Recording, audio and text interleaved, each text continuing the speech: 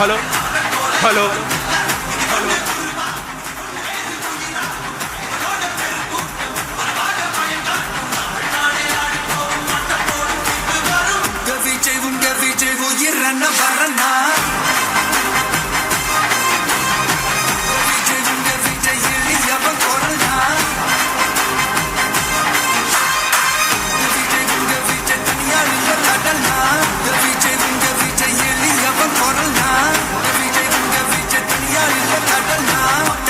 மன்னர்களை உனக்கு காட்ட வரனா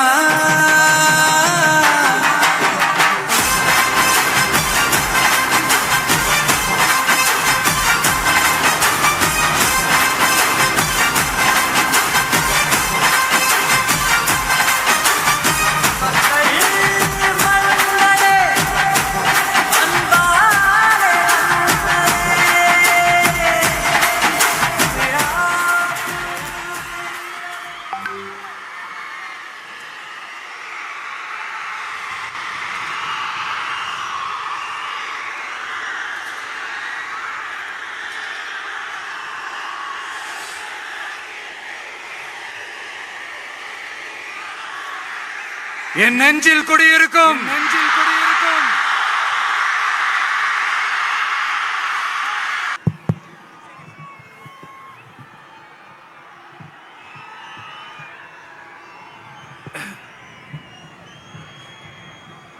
மதிப்புக்கும்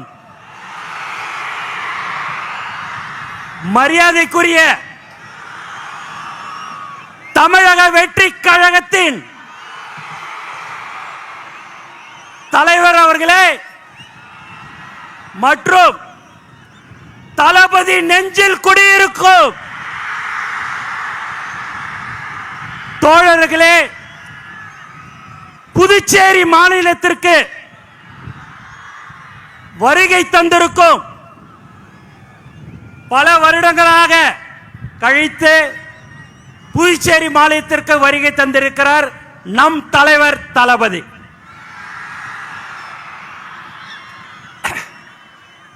உண்மையாவே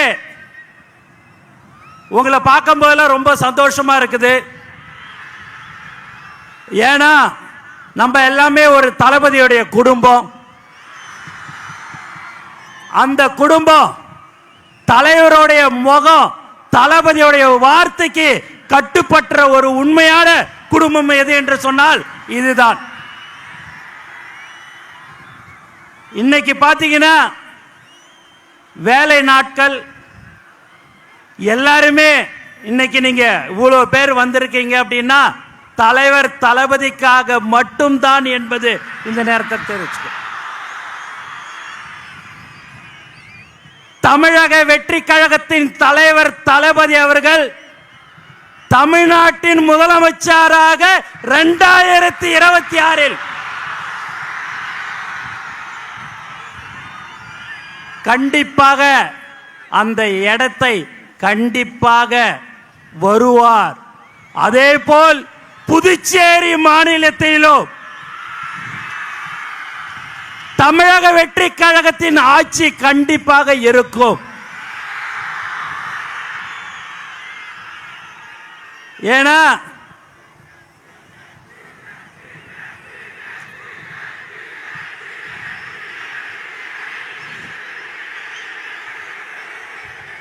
இங்க ரொம்ப முக்கியமா காவல்துறைக்கு ரொம்ப நன்றி. நிறைய ஒத்துழைப்பு கொடுத்தார்கள். மேலும் தலைவர் தளபதிய பார்க்கறதுக்கோசம் நீங்க ரொம்ப நாளை காத்து கொண்டிருக்கிறீங்க. காலையில 5 மணியிலிருந்து எல்லாரும் நீங்க காத்திருக்கிறீங்க என்று சொன்னால் அதுதான் தலைவர் மேல் வைத்திருக்கிற பாசத்தின் காரணமாக, அன்பின் காரணமாக. வேற யாருக்காவது அனுமதி இல்ல, டோக்கன் கொடுக்கிறோம், QR கோடு, போலீஸ்ல 31 கண்டிஷன்லாம் போட்டு கொடுத்தாங்க. நீங்க எத்தனை கண்டிஷன் போட்டாலும் அந்த கண்டிஷனுக்கு உட்பட்டு நாங்க வருவோம். என் தலைவனை பார்க்க வருவோம் சொல்ற ஒவ்வொரு தோழருக்கும் இந்த நேரத்தில் நான் நன்றி தெரிவிச்சுக்கினே இருக்கிறேன். 72 நாள் கழிச்சு இந்த மாதிரியான ஒரு பொதுக்கூட்டத்துக்கு தலைவர் அவர்கள் வந்திருக்கிறாரு. தமிழ்நாட்டில் பார்த்தீங்கன்னா நம்மளை எங்கேயுமே விடக்கூடாதுன்றதுல தெளிவா இருக்கிறாங்க. எதை பண்ணாலும் சரிங்க, தலைவர் சொன்ன போல காத்த மறைக்க முடியுமா என்ன? எதுவுமே செய்ய முடியாது. தலைவரை யாராலையும் ஒன்னும் செய்ய முடியாது. தமிழக முதலமைச்சராக 2026 தலைவர் தளபதி அவர்கள் வருவார். நல்லதை செய்யறதுக்கு உச்சில இருக்கும் போது இந்த மக்கள் எனக்கு அந்த பதவியை கொடுத்தார்கள், உச்சத்தை கொடுத்தாங்க.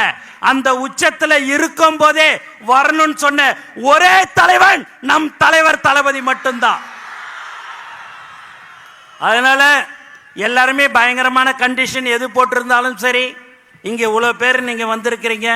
உண்மையாகவே பார்க்கறதுக்கு ரொம்ப ரொம்ப திரும்ப திரும்ப சொல்றேன், சந்தோஷமா இருக்குது. நீங்கள் ஆவலுடன் யாரை எதிர்பார்த்திருக்கிறீங்கன்னா தலைவர் தளபதியை தான் நீங்க எதிர்பார்த்திருப்பீங்க. இங்க இருக்கிற மக்கள் பயங்கரமான நீங்க ஒரு பாசத்தை தளபதி கிட்ட வச்சிருக்கிறீங்க. அந்த பாசம் புதுச்சேரி மக்கள் இருந்தாலும் சரி, தமிழகமாக இருந்தாலும் சரி, அது எந்த ஒரு தமிழனாக இருந்தாலும் சரி, யாராக இருந்தாலும் சரி, பாசத்தை காட்டுற ஒரே தலைவன் நம் தலைவர் தளபதி மட்டும்தான். அதனால நீங்க எல்லாம் வந்திருக்கிறீங்க, ரொம்ப ரொம்ப சந்தோஷம். ஆகவே நீங்கள் எல்லோரும் இன்னும் இருக்கிறது 3-4 மாதம்தான். அந்த 3-4 மாதம் உழைத்தால் நம்மளும் புதுச்சேரி மாநிலத்தில் நம்மளுடைய ஆட்சியில் கண்டிப்பாக இருக்கும். அதில் எந்தவித சந்தேகமும் உங்களுக்கு இருக்க வேண்டாம். நாம் உழைத்து கொண்டிருக்கிறோம். கடந்த 32 வருடமாக எந்த ஒரு எதிர்பார்ப்பும் இல்லாமல் உழைத்து கொண்டிருக்கிற ஒரு உண்மையான குடும்பம் நம்மளுடைய தளபதி குடும்பம் மட்டும்தான், வேற யாரும் இல்லை. இந்த மாதிரியான ஒரு கூட்டத்தை இங்க நம்ம பாண்டிச்சேரியில கூப்பிடணும் அப்படின்னா ஒரு 6 மாசம் ஒர்க் பண்ணி எல்லாம் கொடுத்து எல்லாம் வான்னு சொன்னாதான் இங்க வருவாங்க.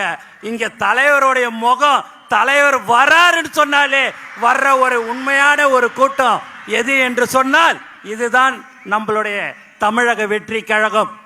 ஆகவே நீங்கள் எப்போதும் நம்மளுடைய தோழர்கள் இன்னும் 3-4 மாதம் கடுமையாக நீங்கள் உழைக்க வேண்டும்.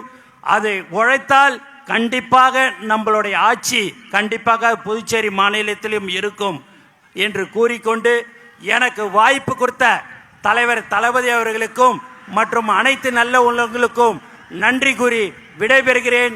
நன்றி, வணக்கம். அதுக்கு அடுத்தபடியாக தமிழக வெற்றி கழகத்தின் தேர்தல் மேலாண்மை பொதுச் செயலாளர் அர்ஜுன் அவர்கள் ஆதவ் அவர்கள் பேசுவார்கள் என்று தெரிவித்துக் கொள்கிறேன்.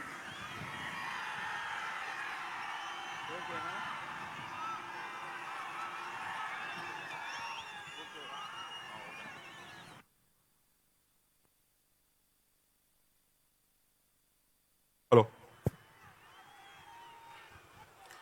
தெய்வத்தால் ஆகாது எனினும் முயற்சிதான் மெய்வருத்த கூலி தரும். எப்படி இருக்கீங்க? எப்படி இருக்கீங்க? 72 நாள் கழிச்சு அண்ணன் புதுச்சேரியில் இறங்கியிருக்காரு. அது எதுக்காக நம்ம தெரிஞ்சுக்கணும். கிட்டத்தட்ட கரூர் சம்பவத்துக்கு அப்புறம் முக்கியமா நான் இங்க சொல்றேன், இங்க இருக்க காவல்துறைக்கு ஒரு மிகுந்த கரவொலியோட நம்ம நன்றி சொல்லணும். மிகுந்த கரவொலி. இத பார்த்து சிஎம் சார் தமிழ்நாட்டு தான் வந்து காவல்துறையில சட்டம் ஒழுங்கு சரின்னு சொல்றீங்களே, கொஞ்சம் தெரிஞ்சுக்கோங்க.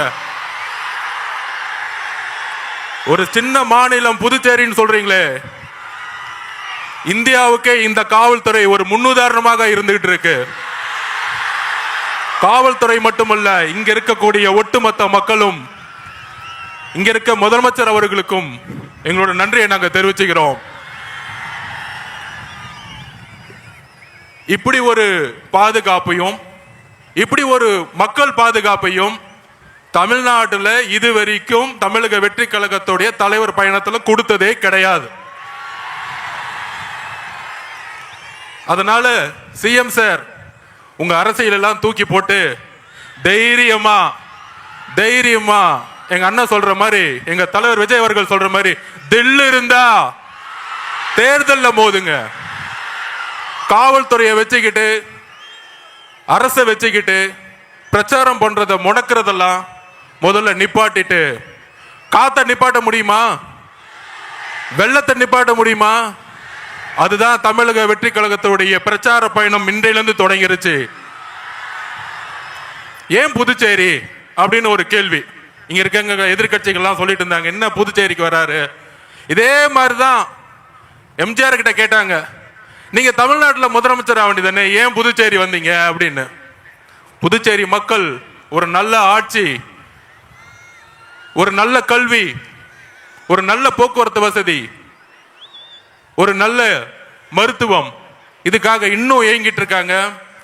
அதெல்லாம் எப்படி அன்றைக்கு வந்து எம்ஜிஆர் கட்சி ஸ்டார்ட் பண்ண பிறகு முதல் முறையாக அவர் தமிழகத்துக்கு மட்டும் யோசிக்கல. எம்ஜிஆர் அவர்கள் கட்சி ஸ்டார்ட் பண்ண பிறகு புதுச்சேரிக்கும் யோசிச்சாரு. அதே மாதிரி எங்களுடைய தலைவர் விஜய் அவர்கள் தமிழ்நாட்டுக்கு மட்டுமல்ல புதுச்சேரிக்கும் சேர்ந்து ஒரு மிகப்பெரிய திட்டத்தை வச்சிருக்காரு. அந்த திட்டங்கள் என்ன அப்படின்னு தலைவர் வந்து இப்ப பேச போறாரு உங்க முன்னாடி.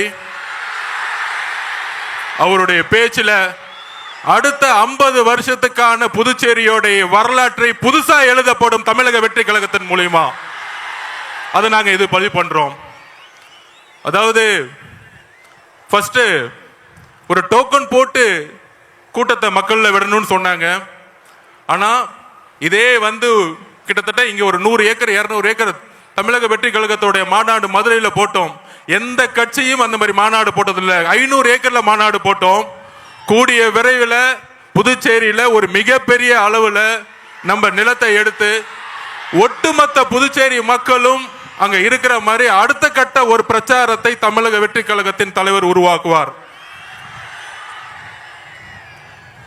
ஒரு பிரெஞ்சு காலனிலிருந்து புதுச்சேரி வந்து இன்றைக்கு நம்மளுடைய அடிப்படை தேவை கூட நம்ம வந்து கஷ்டப்பட்டு இருக்கோம், எல்லாத்துக்கும் தெரியும். மாற்றம் வருமா அப்படின்னு இங்க இருக்கக்கூடிய இளைஞர்களுடைய ஒவ்வொரு முகமும் தெரியுது. மாற்றம் வருமா, எங்களுக்கு ஒரு வேலை வாய்ப்பு கிடைக்குமா, எங்களுக்கு ஒரு சிறந்த கல்வி கிடைக்குமா அப்படின்னு ஏக்கம். இந்த ஏக்கம் தான் இவ்வளவு பெரிய மக்கள் கூட்டத்தை இங்க உருவாக்கி இருக்கு. கண்டிப்பாக மிகப்பெரிய எழுச்சி 1970 உருவான மாதிரி நம்மளுடைய தலைவர் வரக்கூடிய தேர்தலில் தமிழகத்தின் முதலமைச்சராக உருவாகி பாண்டிச்சேரியிலையும் தமிழக வெற்றி கழகத்தின் முதல்வரை உருவாக்கி ஒரு மிகப்பெரிய ஒரு புதிய விஷயத்தை உருவாக்குவார். அதுக்கான திட்டங்கள், அதுக்கான மேனிஃபெஸ்டோ கூடிய விரைவில் வந்து நீங்க பாப்பீங்க. அதுக்கான எழுச்சி பயணமா நம்ம வந்து இன்றையிலிருந்து புதுச்சேரி, தமிழகம் மட்டுமல்ல புதுச்சேரி மக்களோட தமிழக வெற்றி கழகம் ஒரு பயணத்தை தொடங்குறது. அடுத்தது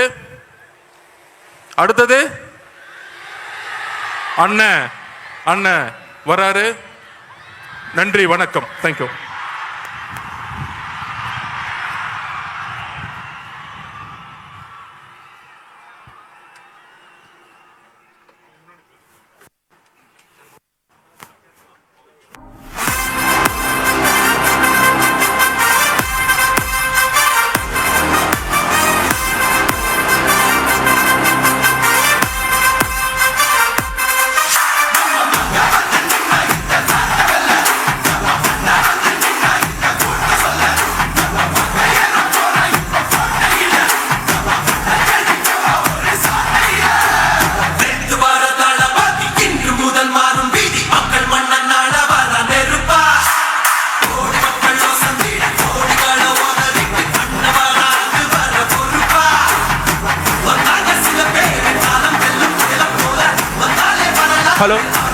ஹலோ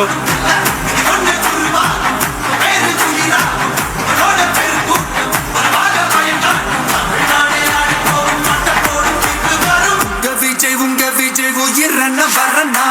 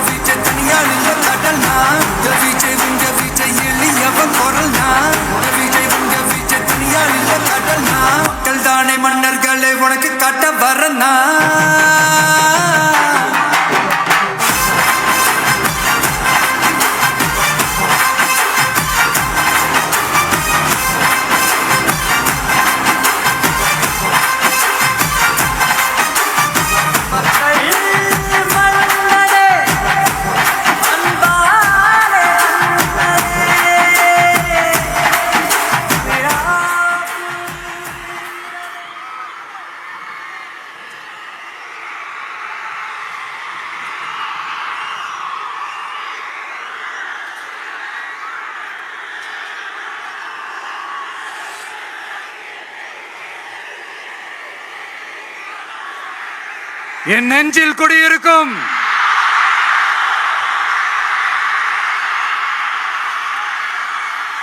புதுச்சேரி மக்கள் உங்கள் அனைவருக்கும் என்னுடைய வணக்கம். வணக்கம் வணக்கம். எல்லாரும் எப்படி இருக்கீங்க?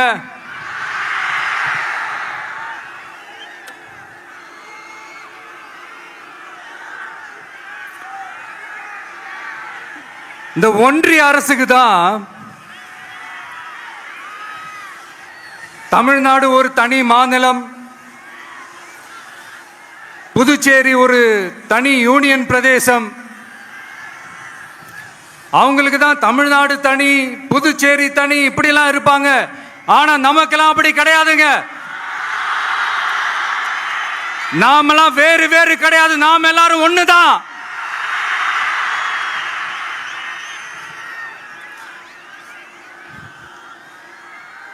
தமிழ்நாடும் புதுச்சேரியும் தனித்தனியாக இருந்தாலும் நாம் எல்லாரும் ஒண்ணுதான். நாம் எல்லாரும் சொந்தம் தான்.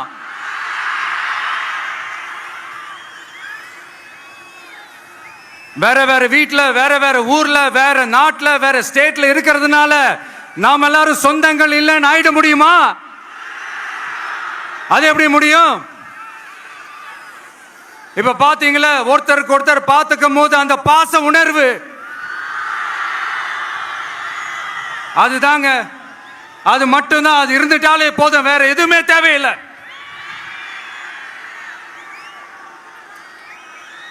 அதனால தமிழ்நாடு, புதுச்சேரி, கேரளா, கர்நாடகா, ஆந்திரா மட்டும் இல்ல, உலகத்துல எந்த மூலையில நம்ம வகைரா இருந்தாலும் அவங்க எல்லாருமே நம்மளோட உயிர் தான். அவங்க எல்லாருமே நம்மளோட உறவு தான்.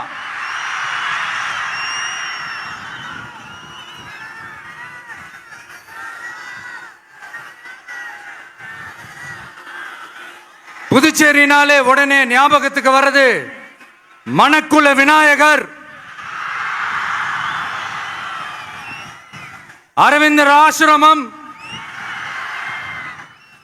வில்லியனூர் மாதான் சொல்லி இவங்க எல்லாரும் ஞாபகத்தில் வருவாங்க.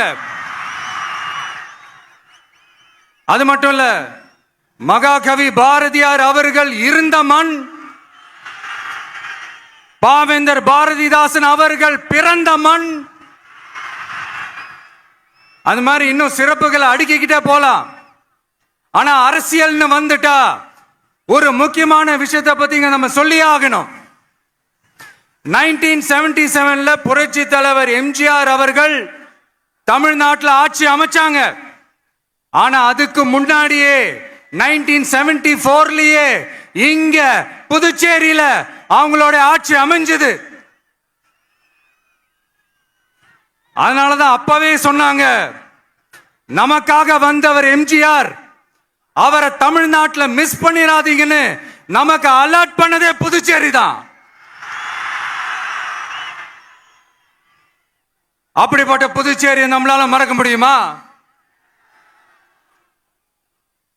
அது மட்டும் இல்ல, இங்க இருக்கிற மக்கள் தமிழ்நாடு மாதிரியே புதுச்சேரி மக்களும் என்ன கிட்டத்தட்ட ஒரு 30 வருஷமா என்ன தாங்கி பிடிச்சுக்கிட்டு இருக்கிறீங்க.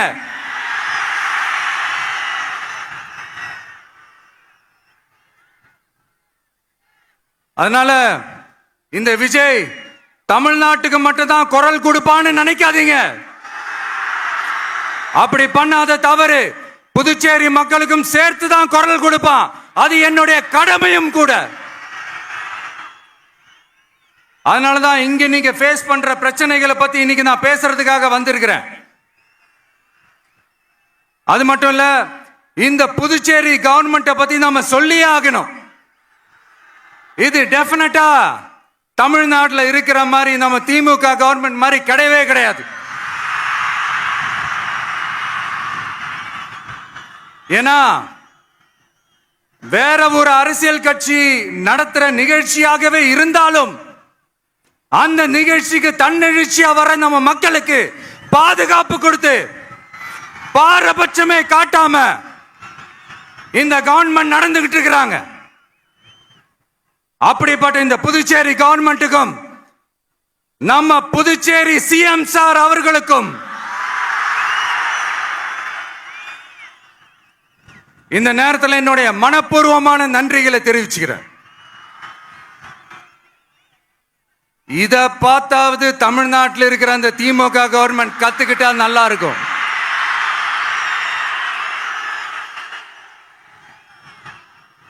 ஆனா அவங்க கத்துக்க மாட்டாங்க. பரவாயில்ல, வரப்போற எலெக்ஷன்ல 100% கத்துக்குவாங்க.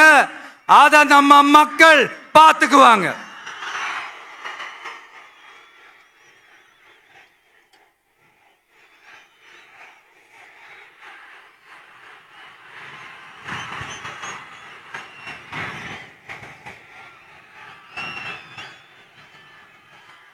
புதுச்சேரியில் இருக்கிற கவர்மெண்டோட கூட்டணி ஆட்சியில இருந்தாலும் புதுச்சேரிய ஒன்றிய அரசு எதிலையுமே கண்டுக்கல என்றது புதுச்சேரி மக்களான உங்களுக்கு நல்லாவே தெரியும்.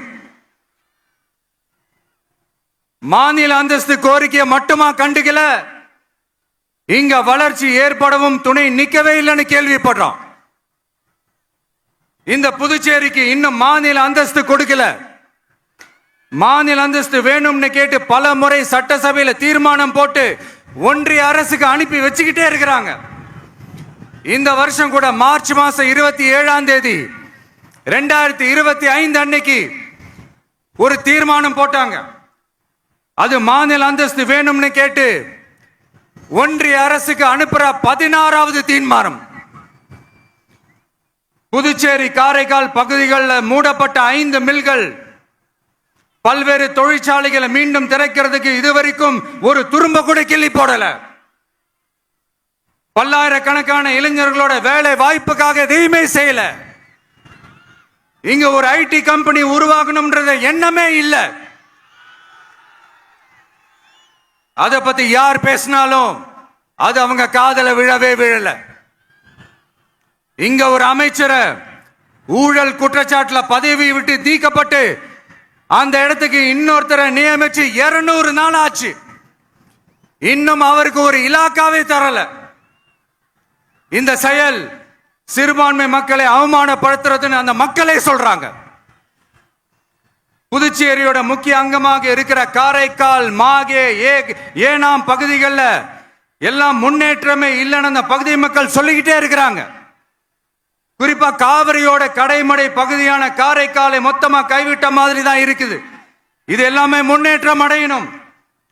டூரிஸ்ட் பிளேஸ் ஆன புதுச்சேரியில போதுமான அளவு பார்க்கிங் வசதி இல்ல, போதுமான அளவு கழிப்பறை வசதி இல்ல. இதெல்லாமே மேம்படுத்தணும். புதுச்சேரி கடலூர் மார்க்கமான ரயில் திட்டம் வேணும்ங்கிறது நீண்ட கால கோரிக்கை. புதுச்சேரி மக்களுக்கு ஒன்னே ஒண்ணுதான் சொல்லணும், இந்த திமுகவை நம்பாதீங்க. அவங்களுக்கு உங்களை நம்ப வச்சு ஏமாத்துறது தான் அவங்க வேலையே. நான் சொன்ன பல கோரிக்கைகளை எல்லாம் தீர்த்து வைக்கிறதுக்கு நம்ம புதுச்சேரி கவர்மெண்ட்டுக்கும் அதோட மக்கள் திட்டங்களுக்கும் ரொம்ப அக்கறையா உண்மையா துணை நிற்கணும். தமிழ்நாட்டை ஒதுக்குற மாதிரி புதுச்சேரியும் ஒதுக்க கூடாதுன்னு நாங்க கேட்டுக்கிறோம். கிட்டத்தட்ட 20 லட்சம் பேர் வாழ்ற யூனியன் பிரதேசமான புதுச்சேரி மத்திய நிதி குழுவில் இடம்பெறவில்லை. அதனால் மாநிலங்களுக்கான நிதி பகிர்தல் அடிப்படையிலும் யூனியன் பிரதேசங்களுக்கான நிதி பகிர்தல் அடிப்படையிலும் புதுச்சேரிக்கு நிதி ஒதுக்கப்படுவதில்லை. அதனால ஒவ்வொரு ஆண்டும் புதுச்சேரிக்கு தோராயமாகவே மத்திய அரசு நிதியை விடுவிக்கிறது. அந்த நிதியும் அரசு ஊழியர்களின் சம்பளம், ஓய்வூதிய தொகை உள்ளிட்ட திட்ட செலவுகளுக்கே சென்று விடுவதால் மீத தேவைக்கு வெளிச்சந்தையிலும் கடன் பத்திரங்களை கடன் வாங்குகிறது புதுச்சேரி. இந்த நிலைமை மாறணும்னா ஒரே வழி, மாநில அந்தஸ்து நம்ம புதுச்சேரி மக்களோட பல்லாண்டு கால கோரிக்கை. புதுச்சேரிக்கு போதுமான நிதி வரத்து இல்லாததுனால வெளியே கடன் வாங்க வேண்டியதா இருக்கு. புதுச்சேரியோட கடனை குறைச்சு தற்சார்பு பொருளாதாரத்தை வளர்த்தெடுக்க திட்டங்கள் வகுக்கப்பட வேண்டும். மாநில அந்தஸ்து வாங்கினா மட்டும் போதாது இல்லையா, தொழில் வளர்ச்சியும் தேவையாச்சே. புதுச்சேரி தென்னிந்தியாவின் முன்னணி இண்டஸ்ட்ரியல் ஹப்பாக மாற்ற எல்லா முயற்சிகளும் எடுக்க வேண்டும். இந்திய அளவில் ரேஷன் கடைகளே இல்லாத மாநிலம் புதுச்சேரி தான். ஏழை எளிய மக்களுக்கு வாழ்வாதாரமே ரேஷன் கடைகள் தான். மற்ற மாநிலங்கள்ல இருக்கிற மாதிரி இங்கேயும் அரிசி, சர்க்கரை, பருப்பு, கோதுமை, எண்ணெய்னு அனைத்து பொருட்களும் வழங்கும் முறை சீராக்கப்பட வேண்டும். கடைசியா மீன் பிடிக்க செல்லும் காரைக்கால் மீனவர்களை அடிக்கடி கைது செய்யும் இலங்கை கடற்படை அவர்களின் படகுகளையும் பறிமுதல் செய்து விடுகிறது. அதனால் நீண்ட போராட்டங்களுக்கு பிறகு அவர்கள் விடுவிக்கப்பட்டாலும் படகுகள் கிடைக்காததால் படு மோசமான நிலைக்கு தள்ளப்படுகின்றனர். இந்த நிலை மாற வேண்டும். நான் மறுபடியும் சொல்றேன், இந்த விஜய் புதுச்சேரி மக்களுக்காகவும் எப்பவும் துணை நிற்பான். வரப்போற புதுச்சேரி தேர்தல் களத்துல நம்மளுடைய தமிழக வெற்றி கழகத்தின் கொடி பட்டொளி வீசி பறக்கும். கான்பிடண்டா இருங்க, நல்லதே நடக்கும். வெற்றி நிச்சயம். மீண்டும் சந்திக்கும் வரை நன்றி, வணக்கம். மக்கள் எங்க உரிமையின் காவல்.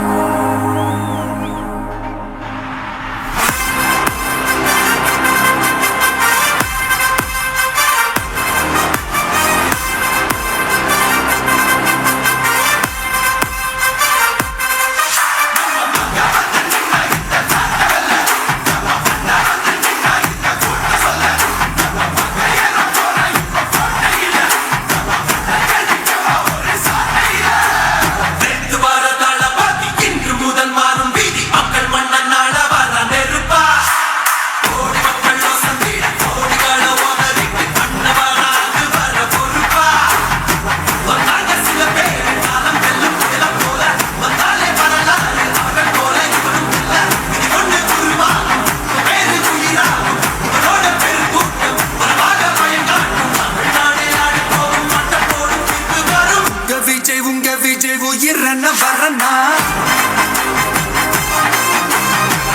விஜய் உங்க விஜய் எளியவன் குரல்னா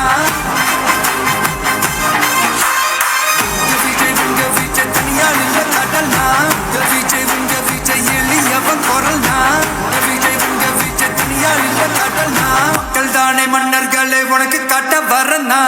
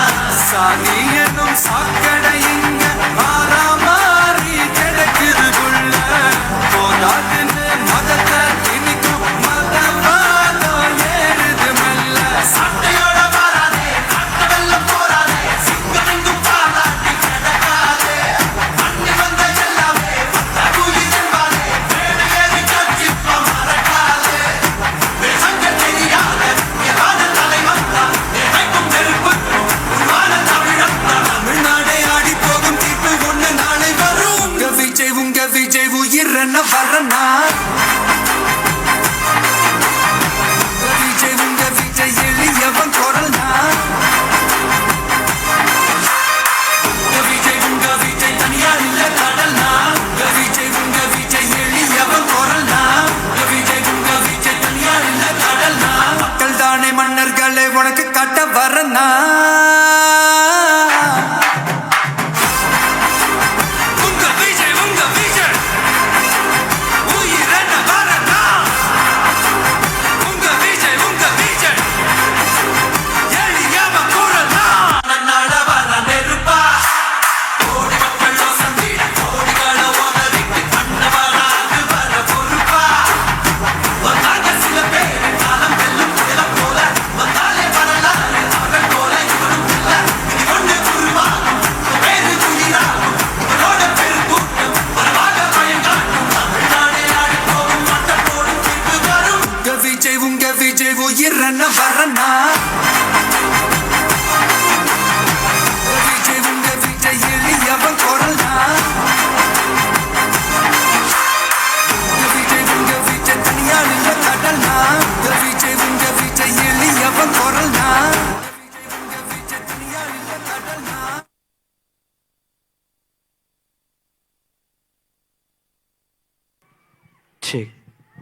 அனைவரும் அமைதியான முறையில் பின்பக்கமாக ஒவ்வொரு பாடாக, அதாவது ஒவ்வொரு பாக்ஸில் இருக்கக்கூடிய மக்களும் அமைதியான முறையில் கலைந்து செல்லும்படி கேட்டுக்கொள்கிறோம். காவல்துறை